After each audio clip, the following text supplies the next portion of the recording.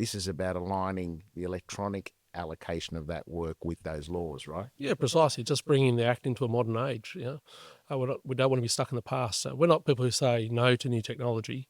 We want the new technology to be safe, and we want the gains to be shared with workers when it gets introduced, rather than the Amazon approach of it being unsafe and workers being left behind. So we're really pleased that that legislation passed. Because it's not just Amazon. What we've seen is that with Amazon's entry into the market, there's been a real pressure on all retailers to adopt algorithmic allocation of work or roster setting and demand lines. And what you're really seeing is the introduction of a tailorist mindset back into a workplace.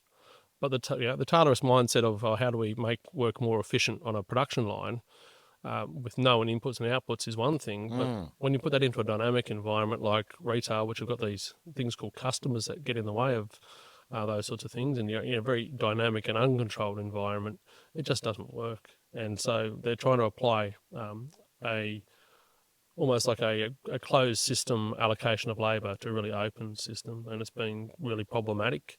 And we're really pleased that the laws have changed, and we hope to really sensibly engage with all operators to look at how do you allocate work safely, how do you use technology, that's great, but how do you do it safely, and how do you do it in a way that actually makes work easier, not more intense and less sustainable.